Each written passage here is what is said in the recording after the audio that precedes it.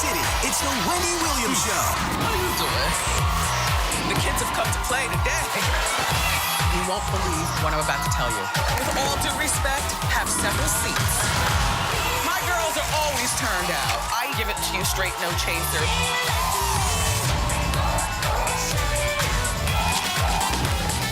Now, here's Wendy.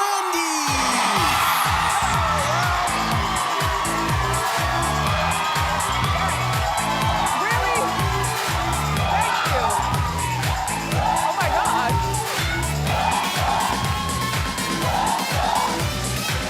Thank you for watching. Welcome to the show. Say hello to my co-host, my studio audience.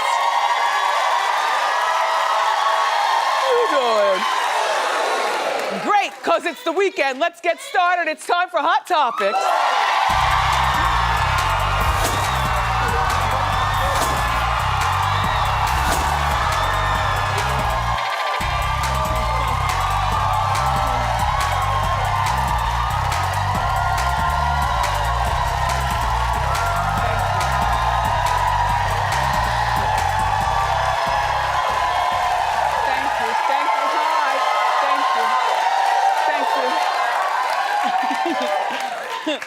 I grabbed a kiss and put it in my wig.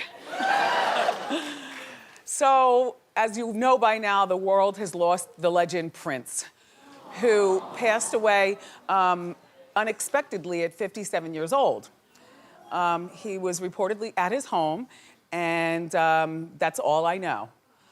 But we'll be following this story. Yeah, he passed away yesterday. You know, I had the chance to meet Prince a couple of times. He actually summoned me. I've shared the story with you, but now I feel even more honored that he summoned. You know, I wasn't just someplace and we just happened to say, yeah. He's like, I would like to see her.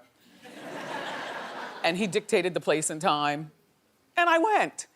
Anyway, one thing about Prince is that I was surprised at how funny he is, or was, how humble he was. I'm a cursor. So, you know, when I'm off the TV. And so I cursed and he was like, he didn't like cursing. He played really good basketball and he made mean pancakes. Yeah. And so he will be greatly missed. And we'll be following this story as more developments come on. In the meantime, guess what family is going to reality TV?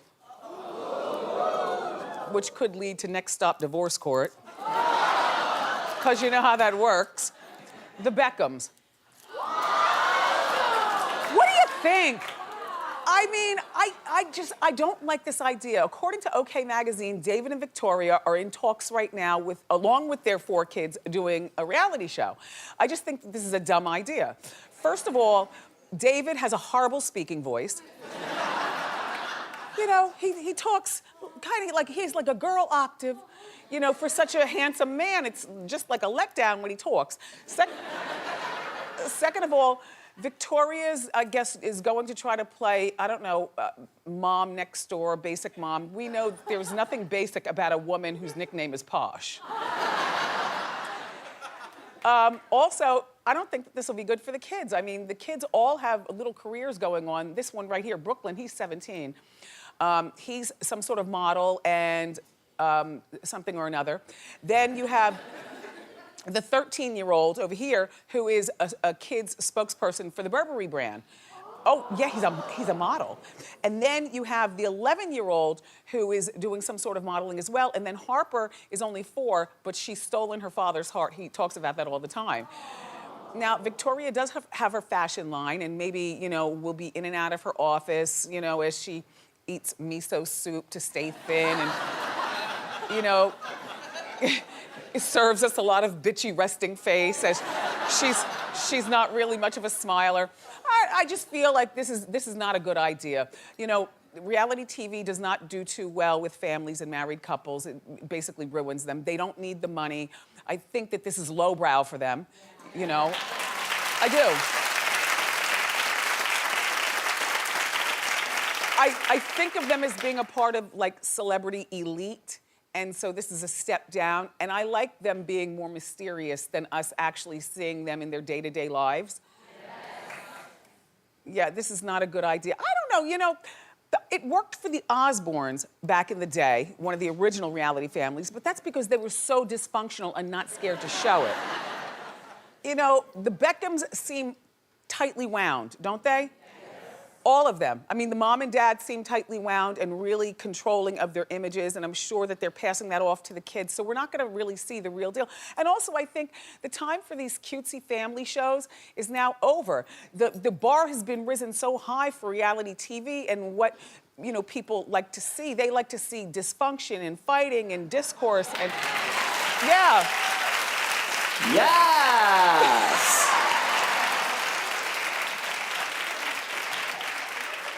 I mean, the last family reality show that we watched in our house was Run's House, and I thought that family was adorable, but that's back before my kid was a teenager, and he was adorable, and it was fun to watch together, the Simmons family. But that was like to me the last great reality family. I mean, Holly and Rodney, I love you, Pete. I've tried, but I got to tell you something. There's no place on TV anymore, it seems like, for shows like this. It just seems like the bar has been risen. I mean, Mrs. Pete is 80 years old, she's dating, she's cute. But no one cares. Holly's got the cute kids with Rodney, they've been married forever, but I don't think people care. And that's sad for us as TV watchers, not for people who try to keep it together and be family and be good examples, that's all.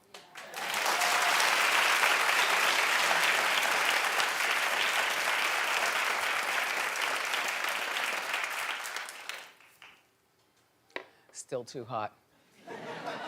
So Britney Spears wants to get back together with Justin Timberlake in Vegas. Well, according to our friends at In Touch magazine, Britney reportedly wants Justin to join her in her Vegas show for a few of the shows, just a few shows. Now, I personally think that this is terrific. I mean, I understand that they've dated, and I understand that that he is now married to Jessica Biel, and they also have a baby together. And I know that Britney is very, very single, and I've read lots of articles that she loves the sex. You boys have read that? Yes. Britney loves the sex, okay? But if I were Jessica Biel, I would allow, yeah, I said allow. I would allow him to do 3 or 4 dates with Britney, and I wouldn't even be all about, ooh, but I gotta be in Vegas, acting all insecure. Because in my heart of hearts, there are some people, I don't know too many of these people, but there are some people who've dated somebody at a different time in their lives. Like these two, remember they wore the matching denim outfit?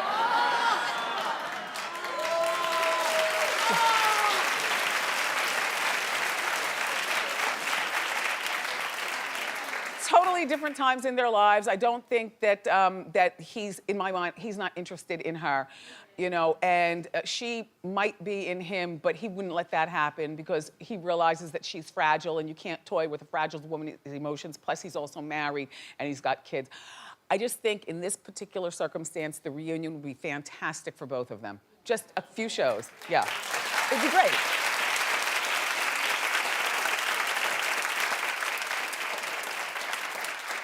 Wait, keep clapping, let me just. Thank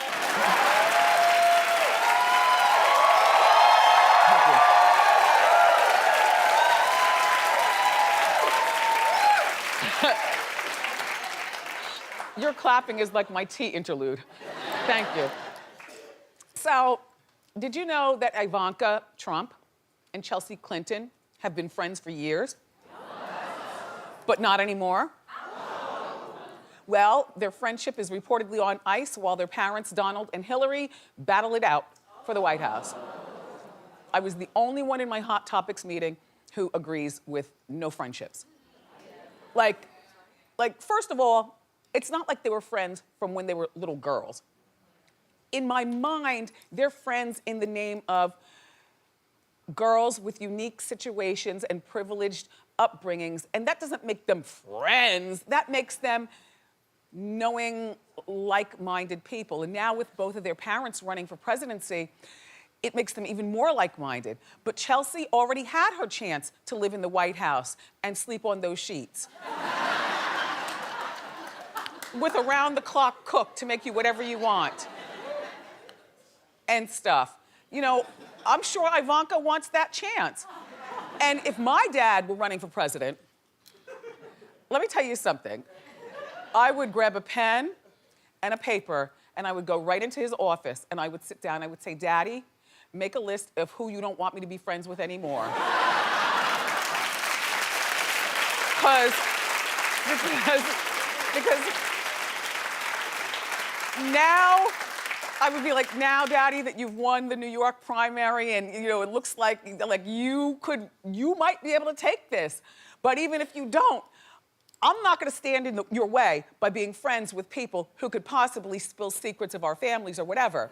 I mean, and so one person, who I always thought was smarter than this, but one person said, well, no, I would still wanna be friends, you know, these two girls, I'd wanna be friends, but I would say, look, hello, Chelsea, let's have lunch, but we can't eat at, a restaurant. So why don't you come to my house and use the secret elevator and come up and we can laugh and kiki like we always did. It's too much of a risk. It's just too much of a risk. Yeah, I would, if my dad was running for the White House, everybody's cut off. Until,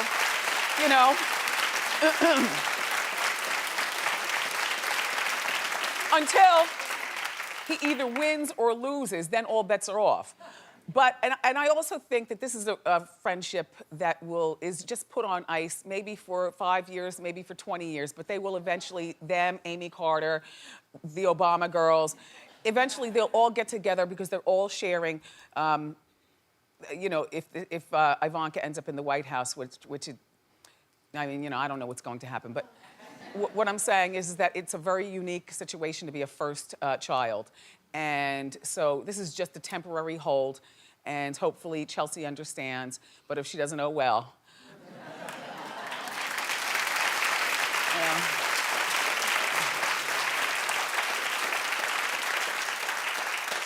So, have you guys heard about Three's Company coming to the big screen? I don't know how I feel about this. Why were people always calling Janet the fat, ugly one? Janet is not fat. Don't you recall whenever articles were done, it was always Suzanne Summer who was the pretty bubbly blonde, and Janet was like the ugly fat stepchild, and they would use the word fat in describing her. She's not fat, nor is she ugly. I mean, maybe, here, maybe they tried to make her a little plain, so that Chrissy shines. But I enjoyed this show so very much.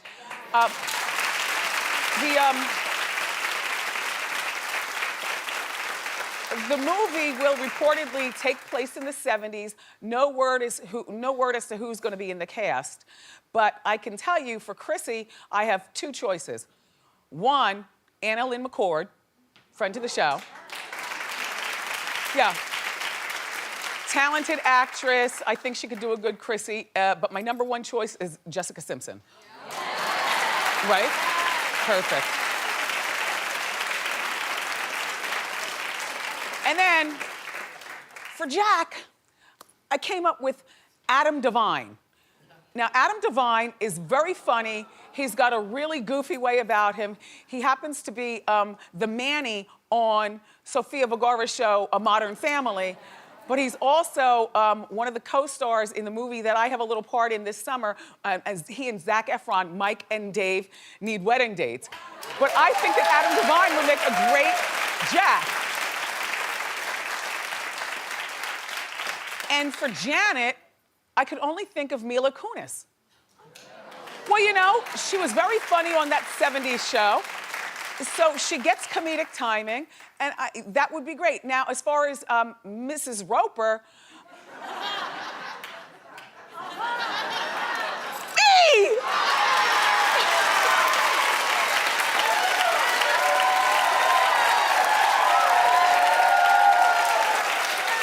I mean, I spend a large portion of my life in muumuus. And I adored Mrs. Roper and also Mr. Roper. Remember the original Mr. Roper, something or another Fells? Norman Fells. And then he and Mrs. Roper got a spin-off show called The Ropers. And then when Mrs. Roper returned back to Three's Company, the main show, she was all of a sudden married to Don Knotts. And they never really explained, you know, maybe Mrs. Roper got a divorce and now married Don. They never explained. But, you know, very rarely in TV shows can you take somebody that you adore, like the original Mr. Roper, you know, and replace him with somebody else and you fall in love with the same person. But that was great casting to replace him with Don Knotts.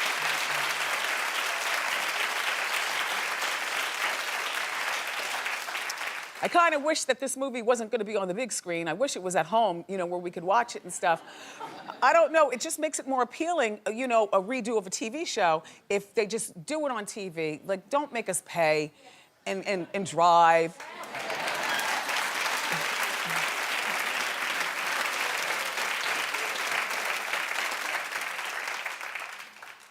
Floyd Mayweather, the boxer, went on a wild spending spree.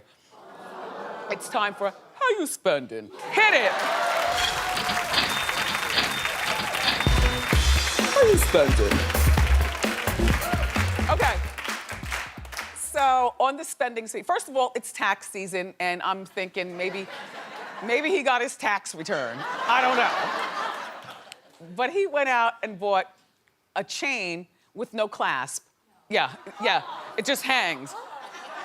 So you could literally come up behind him, take it off, hit him in the head with it, and continue on. Well, so if you start counting the diamonds, you'll find that they add up to 5,520 diamonds in this chain. It costs $250,000. Okay, now this is a spending spree, so he's not finished. He also bought 5 new Hermes bags.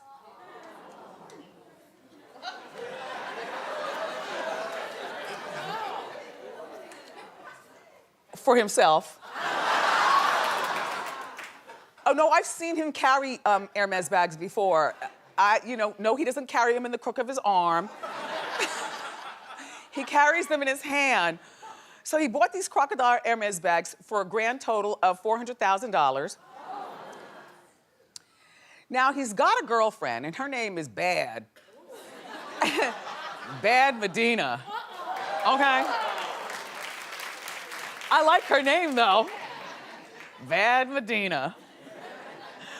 Anyway, he went out and bought her a new Rolls Royce for $550,000.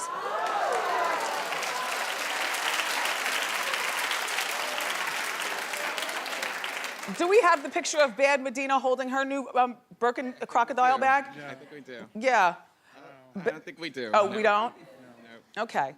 Well, in addition to that, the spending spree is not over, everybody. He also just took 20 of his people for a around the world trip that grand totaled $300,000.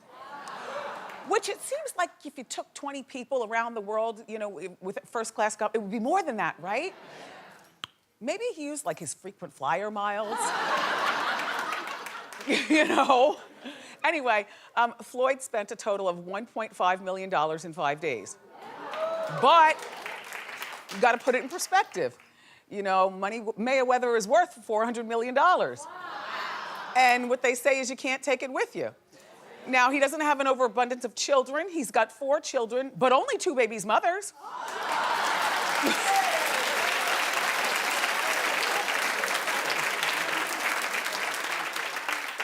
So all in all, I am not hating, I'm congratulating, and I'm just here to report the story. Good for you, Floyd.